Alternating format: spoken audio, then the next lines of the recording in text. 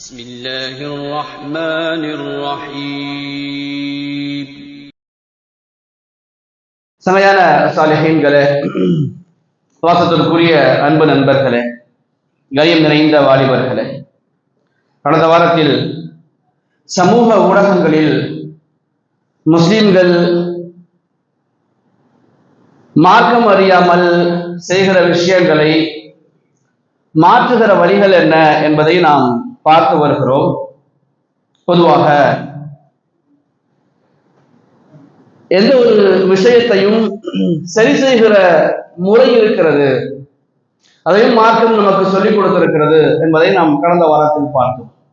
ஷார்ட்ஸ்ல, ரீல்ஸ்ல பாடல்கள் பாடுவது, நடித்து காட்டுவது, அந்த மாதிரியான இஸ்லாத்திற்கு முரணான வார்த்தைகளை பர்தா அணிந்து கொண்டு இஸ்லாத்தின் அடையாளத்தில் செய்வதை எப்படி சரி செய்வது, ஏன் இப்படி செய்கிறார்கள் கடந்த வாரத்தில் பார்த்தோம். இந்த நடைமுறை ஏன் இப்படி மிக சோசியலிசமாக எந்த ஒரு தவறும் இல்லை என்று பரவி வருகிறது. ஃபர்ஸ்ட் ஷார்ட்ஸ்ல, ரீல்ஸ்ல ஆடி, மண்டபங்கள்ல பெண்கள் பர்தா அணிந்து ஆடி மகனை மணமகளை அழைத்து வருகிற காட்சியை நாம் பார்க்கிறோம். முதல்ல சச்சார் கமிட்டியினுடைய அறிக்கை கடந்த 30 ஆண்டுகளுக்கு முன்னால் கல்வியில் இஸ்லாமிய சமூகம் தலித்துகளை விட பின்தங்கி இருக்கிறாங்க என்ற அறிக்கையை வைத்து படிப்பில் கவனம் செலுத்தியதன் காரணமாக 30 ஆண்டுகளுக்கு பிறகு இந்த அல்லாஹ்வுடைய அருளால் ஒவ்வொரு இல்லத்திலும் படித்த பட்டதாரிகள் நிறைந்திருக்கிறார்கள். அதற்கு இஸ்லாம் கொடுத்த, முஸ்லிம்கள் கொடுத்த விடை என்னவென்றால், குர்ஆனை பார்த்து வாசிக்கவோ பார்த்து ஓதவோ தெரியாத மாணவர்களாக முஸ்லிம்களாக வளர்ந்திருக்கிறார்கள். நம்ம மக்தபு மதரசாவை என்ன நினைச்சிட்டோம் அப்படின்னா, மக்தபு மதரசாவை எப்படி நம்ம நினைச்சு வச்சிருக்கோம், எந்த கான்செப்ட்ல நம்ம மக்தபு மதரசாக்களுக்கு பிள்ளைகள் அனுப்புறோம்னா, அது ஒரு குர்ஆனை பார்த்து ஓத சொல்லிக் கொடுக்கிற இடம் என்று. சத்தியமாக இல்லை. குர்ஆனை பார்த்து ஓத சொல்லிக் கொடுக்கிற இடம் மட்டும் மக்தபு மதரசா அல்ல.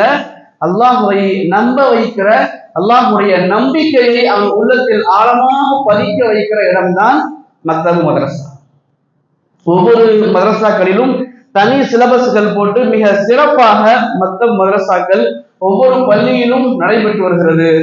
யார் தங்களது பிள்ளைகளை மக்தபு மதரசாக்களுக்கு அனுப்பி வைக்கிறார்களோ அவர்கள் பயன்படுத்திக் கொள்கிறார்கள். யார் பிள்ளைகளை அனுப்பி வைக்கவில்லையோ அவர்கள் சிரமப்படுகிறார்கள். மார்க்கம் எப்படிப்பட்ட மகனை, எப்படிப்பட்ட மகளை உருவாக்க சொல்கிறது. மாநபி ஸல்லல்லாஹு அலைஹி வஸல்லம் சொல்லிக் கொடுத்தார்கள், உனக்கு நீ மரணித்த பிறகு உனக்கு தொலை வைக்கிற, உனக்கு பிரார்த்திக்கிற, உனக்கு துஆ செய்கிற பிள்ளையை உருவாக்கு என்று மார்க்கம் சொல்லிக் கொடுக்கிறது. வலதும் சாலிஹுன் யதுஊலஹு, சிறந்த மனிதர் யார் என்றால், உன் மரணத்திற்கு பிறகு உன் மகன் உனக்காக தொலை வைக்க வேண்டும், ஜனாதா தொழுகையை உன் மகன் நிறைவேற்ற வேண்டும், உன் மகன் உனக்காக பிரார்த்தனை செய்ய வேண்டும், உன் மகன் உனக்காக சதகத்துல் ஜாரியாக்கள் செய்ய வேண்டும். அப்படி ஒரு மகனை, அப்படி ஒரு மகளை உருவாக்கி என்று மார்க்கம் போதிக்கிறது. ஆனால் அடிப்படை விஷயங்கள் கூட தெரியாமல் கடந்த 30 ஆண்டுகளாக மக்தபு மதரசாக்களை மூடிவிட்டு நாம் கல்விக்கூடங்களை ஆதரித்ததன் காரணம் என்று ஷார்ட்ஸ்கள், ரீல்ஸ்கள்ல முஸ்லிம் சமூகம் அப்படி, அதுதான் ஷார்ட்ஸ்ல செய்யறதுதான் என்னுடைய திறமை, ஷார்ட்ஸ்ல பாடுறதுதான் என்னுடைய ஸ்கில், அதெல்லாம் என்னுடைய ஸ்கில் வளருது, ஷார்ட்ஸ்ல ஆடி காட்டுறதுதான் என்னுடைய ஸ்கில், என்னுடைய திறமை அப்படின்னு சொல்லி முஸ்லிம்கள் செய்து வருகிறார்கள். பெருமக்களே, அது திறமை அல்ல, அது தவறு. பாடல்கள் பாடுவது, நடனங்கள் ஆடுவது அது திறமை அல்ல, அது தவறு என்று நம் பிள்ளைகளுக்கு நாம் புரிய வைக்க வேண்டும். புரிய வைக்க வேண்டிய இடம் மக்தபு மதரசாக்கள். மக்தபு மதரசாக்களை நம்ம விலை கொடுத்து அதை அடமானம் வச்சுதான் பிள்ளைகளை படிக்க ஆரம்பிச்சோம். பிள்ளைகள் பள்ளிக்கூடங்கள்ல, சென்ற வாரத்துல பார்த்தோம், பள்ளிக்கூடங்கள்ல ஆண்டு விழாக்கள்ல, கல்ச்சர்கள்ல, ஆனுவல் டேஸ்ல நடனம் ஆடினாங்க. நம்ம அதை கண்டுக்கல. அப்படியே அது இம்ப்ரூவ்மெண்ட் ஆகி இந்த பப்ளிக் மேடைகளில், தேர்தல் கூட்டங்களில் பர்தா அணிந்து இஸ்லாமிய இளைஞர்கள் ஆடியதை சென்ற வாரங்களில் நாம் பார்த்தோம். ரெண்டு விஷயங்கள் நாம் கவனமாக இருக்க வேண்டும். இந்த உலகத்தை சம்பாதிப்பதற்காக வேண்டி மட்டும் நாம் வரவில்லை, அதே நேரத்தில் உலகத்துல பிச்சை எடுக்கிறதுக்கும் நம்ம வரல. உலகம் எந்த அளவுக்கு தேவையோ ஒரு முஸ்லீமுக்கு அதை விட பன்மடங்கு தேவை மன்னரையும் மஹ்ஷரும். நான் செய்கிற ஒவ்வொரு செயலுக்கும், நான் பார்க்கிற ஒவ்வொரு பார்வைக்கும், நான் பேசுகிற ஒவ்வொரு பேச்சுக்கும் என் ரப்பிடத்தில் பதில் சொல்லியாக வேண்டும் என்று நம் பிள்ளைகள் உள்ளத்தில் பதிய வைக்க வேண்டும்.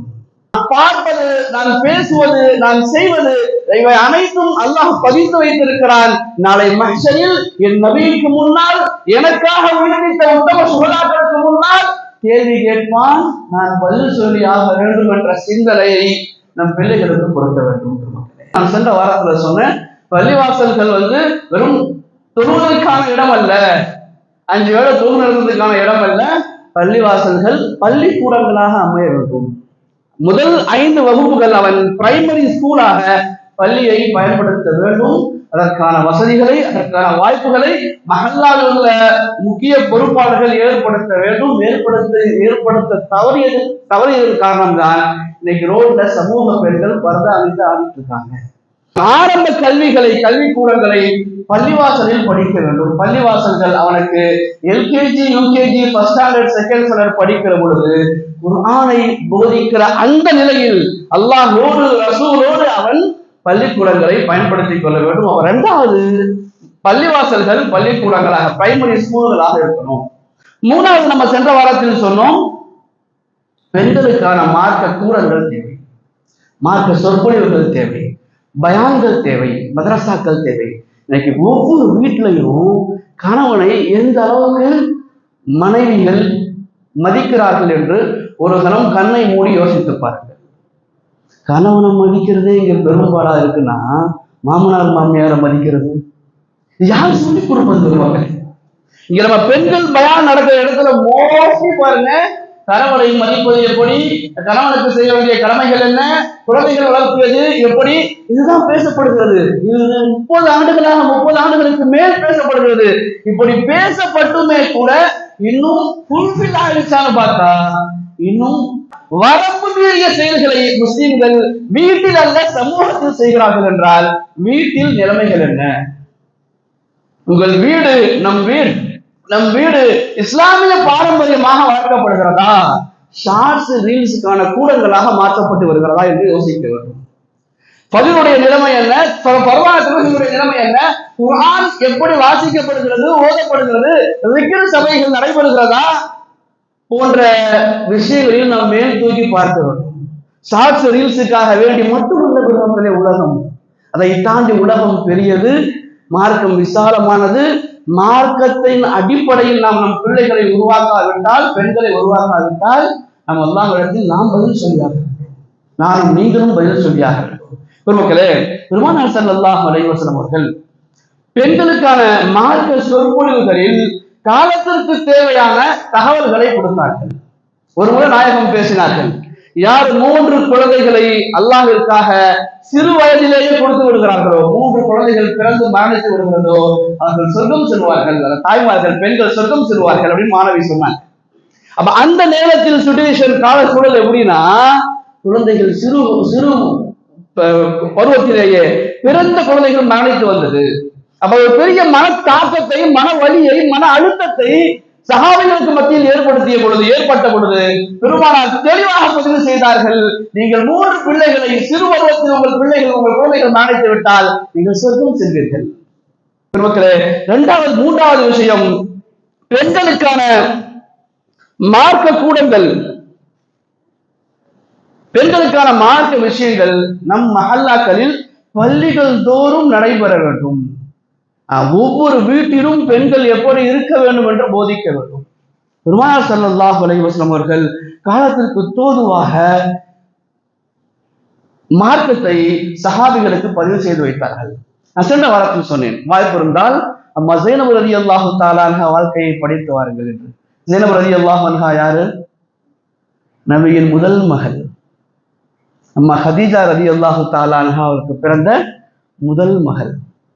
உலக மாந்தர்களின் தலைவர் நம்பெருமான் ஸல்லல்லாஹு அலைஹி வஸல்லம் முதல் வாரிசு ஸைனப் அம்மா ரலியல்லாஹு அன்ஹா. இஸ்லாமிய சமூகம் எப்படி வாழ வேண்டும் என்ற பண்பாடு போதித்து கொடுத்த மார்க்கம் இஸ்லாமிய மார்க்கம். இப்படித்தான் உன் வீட்டில் உன் அறையில் இருக்க வேண்டும், உன் வீட்டில் உன் ஹாலில் நடந்து கொள்ள வேண்டும், உன் வீட்டு வாசலில் நடந்து கொள்ள வேண்டும், உன் மாமனார்த்த மாமியார்த்த இப்படி பேசணும், உன் பொருளை நடந்துக்கணும், கணவனுடைய கூட பிறந்த சகோதரிகள் எப்படி நடந்துக்கணும், பொது வெளியில் எப்படி நடந்து கொள்ள வேண்டும் என்று மார்க்கம் போதித்து இருக்கிறது ஆணுக்கும் பெண்ணுக்கும். குர்ஆன் மட்டுமே பெருமக்களே நமக்கான வாழ்க்கையின் வழிகாட்டி. நம்பெருமான் ஸல்லல்லாஹு அலைஹி வஸல்லம் வாழ்வுதான் நமக்கான வெற்றிக்கான வழிகாட்டுதலான வாழ்வு. ஒரு முஸ்லிம் பிடிக்க வேண்டியது, ஒரு முஸ்லிம் எடுத்துக்கொள்ள வேண்டியது குர்ஆனையும் நம்பெருமான் ஸல்லல்லாஹு அலைஹி வஸல்லம் வாழ்க்கையையும். பெருமானார் வாழ்வழி போதனையாக சொல்லிவிட்டு செல்லவில்லை, வாழ்ந்து வழிகாட்டி இருக்கிறார்கள் நபிநாயகம் ஸல்லல்லாஹு அலைஹி வஸல்லம்.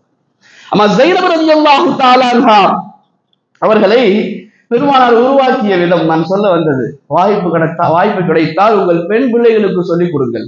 என் கணவனை விட இவர்தான் எனக்கு ரொம்ப பிடிக்கும் என்ற பெண்கள் காதுகளில் இந்த வார்த்தைகள் பட வேண்டும்.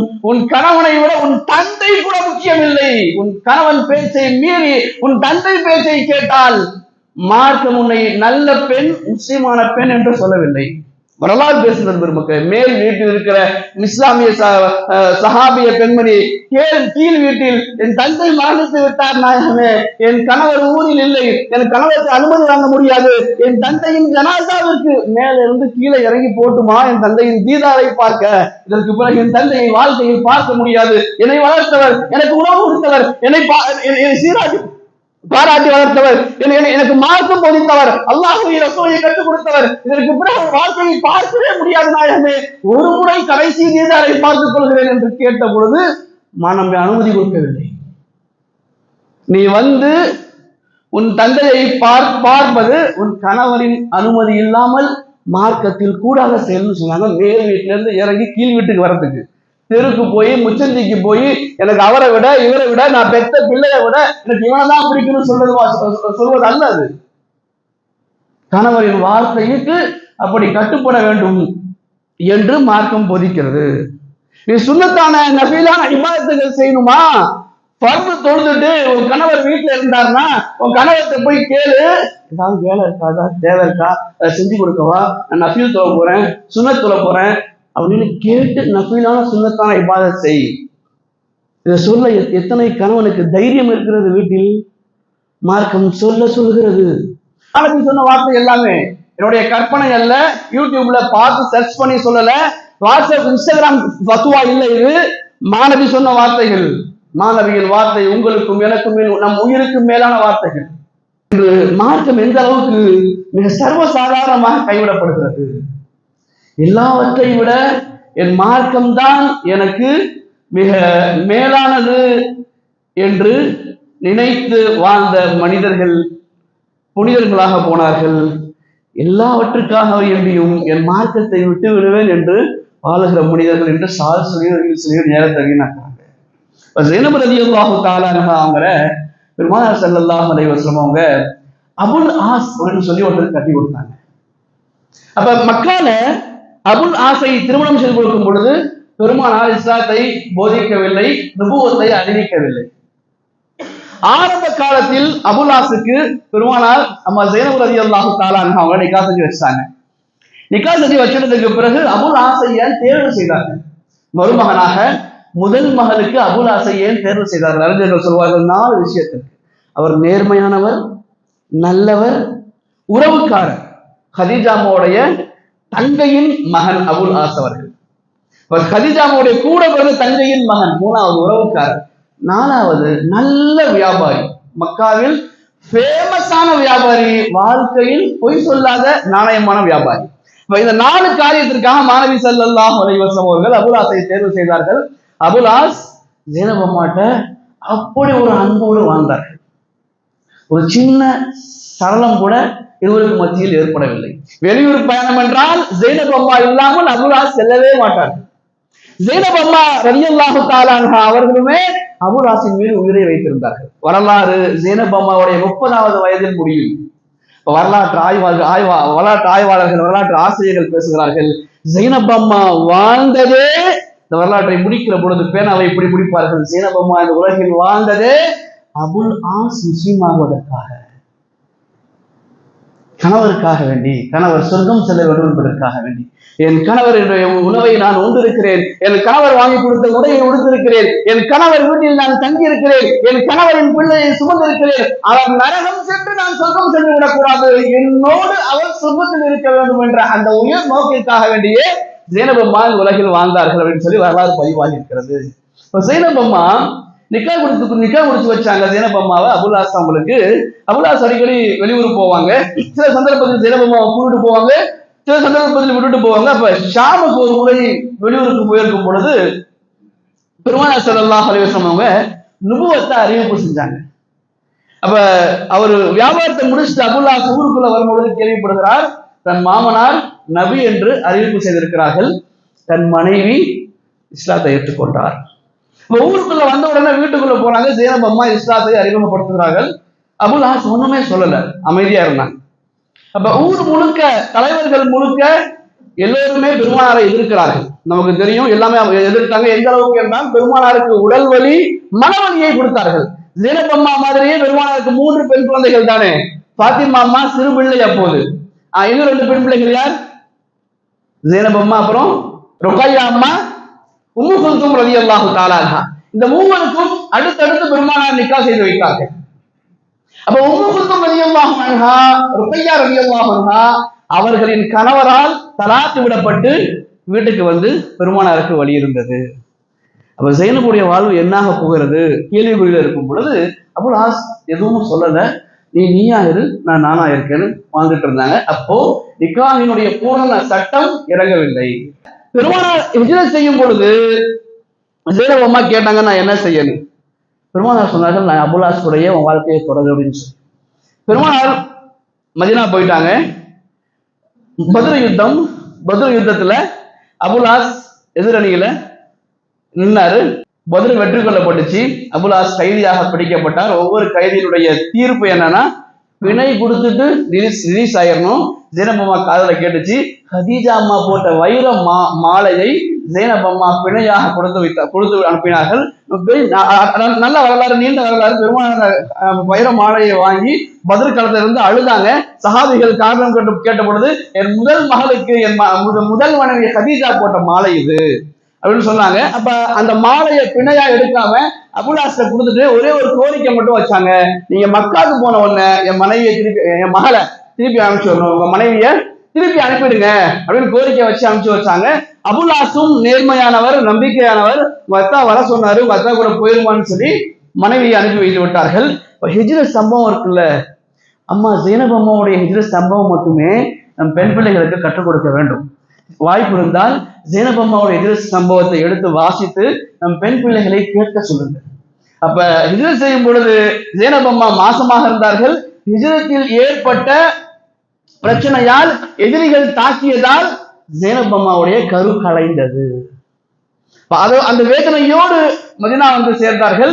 இடையில பெருமானார் கேட்பாங்க, யாரையாவது நிக்கா செஞ்சுக்கிறியாமா அப்படின்னு சொல்லி. அப்ப சொல்கிற ஒரே பதில், அவ்வளோ இஸ்லாத்தை ஏற்றுக்கொள்வார் நாயகமே சொல்லி. காலங்கள் உருண்டு ஓடியது. ஃபத்ஹே மக்காவுக்கு சில மாதங்களுக்கு முன்னால் அபுல் ஆஸ் ஷாமுக்கு வியாபாரத்துக்காக சென்றிருந்தார்கள். வியாபாரத்துக்கு போயிட்டு வரும் பொழுது மொத்த வியாபார கூட்டத்தை சஹாபிகள் பிடித்து விட்டார்கள். அபுல் ஆஸ் தப்பித்து ஜைனப் அம்மா வீட்டுக்கு வந்துடுறாங்க தஞ்சம் கேட்டு. இதுக்கு பிறகு என்ன நடந்தது, ஜைனப் அம்மா எப்படி வாழ்ந்தார்கள், ஜைனப் அம்மாவுடைய வாழ்க்கை எப்படி வருகிற வாரங்களில் பார்ப்போம். வல்லோன் அல்லாஹ் தூய்மையான இஸ்லாத்தை பரிபூர்ணமாக பின்பற்றுகிற ஆண்களாக, பெண்களாக, வாலிபர்களாக, சிறுவர்களாக நம் எல்லோரையும் ஆக்கி அல்புரிவானாக. வாக்கர் தாவான் அல்ஹம்துலில்லாஹி ரப்பில் ஆலமீன். அஸ்ஸலாமு அலைக்கும் வரஹ்மத்துல்லாஹி தஆலா வபரகாத்துஹு.